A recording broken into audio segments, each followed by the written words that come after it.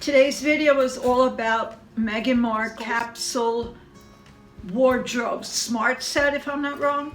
I was trying to understand it, and I was trying to make, of course, a parody, a satire, because I thought it was so unreal, to say the least. But what I was wondering is, I don't know if I got it right. Her charity works like this. She grabbed like a bunch of her friends, her millionaire friends, because they're all filthy rich. They already have their brands and the stores that are already famous for having their brands. And she just partnered with them to make up her charity work for those who are the underprivileged, or maybe the ones that are going back to work after maybe for not working for a long time, or some of them just came out of being, I don't know, they don't have, they haven't been working, don't have a paycheck, or they haven't had a paycheck for a very long time. But that's not the problem. The problem was the charity thing, that it didn't work out. She got those specific shirts and dresses and everything, but she got her friend, famous and a fashion designer, American. She's not even a British, so out with the right foot. It started out with the left foot because she shouldn't be British. Okay, and then the other stores are British. Okay, I don't know the other designers, so please, I don't know the other designers. But as far as I'm concerned, she partnered with people who don't need to be marketed by Miss Markle.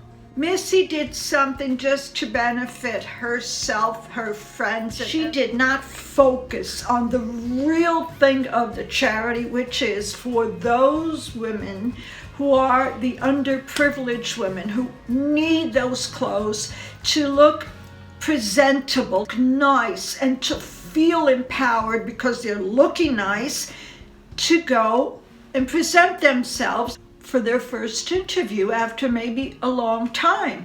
Or some women that come, or even young women that cannot afford to buy an ensemble to go to present themselves and go for an interview and get a job. Okay, some women really need to work. They really need that money to pay the bills, to pay for their food. Some come from domestic violence. We don't know where they come from, but they are women who really need that paycheck. So she comes with this helping hand that is not a helping hand at all. She's just trying to help her friends. Okay, so I made that parody with the shirt, boyfriend shirt, the husband shirt. The husband shirt, you can just open your husband's closet. It's a white plain shirt. Come on, please. It's a white, I have tons of it because it's a men's shirt. You go to a thrift store and you buy it for $5. You can buy it for $5, $2 if you're lucky. And they can even be high-end brands that are maybe with a little thing. So a husband shirt, you can wash it, you can iron it, you can starch it. It's going to look beautiful. A pair of black slacks, you can buy it even at the supermarket for the fraction of the price. You do the same thing. You iron it, you press it, you starch it, and you're looking wonderful. And if you have to, you can ask a friend for a nice pair of shoes. She will be willing to lend you these pair of shoes or even give it to you. So the whole thing is really bothering me because I found out that the charity thing wasn't charity at all. That bothered me a lot. And the worst thing that really got me was when she got out of the presenting that thing that she calls it a presentation. I called it.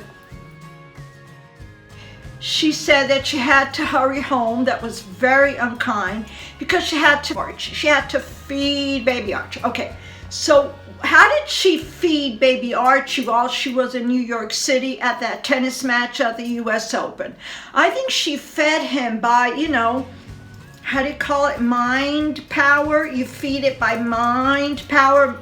Archie, it's time to eat. Mommy's sending you some food via, I don't know.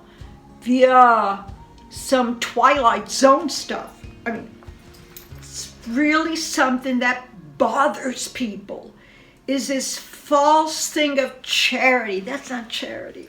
That's not how you do charity. There are a lot of programs that you can do, that they do have it, is that you're going to apply for your first job.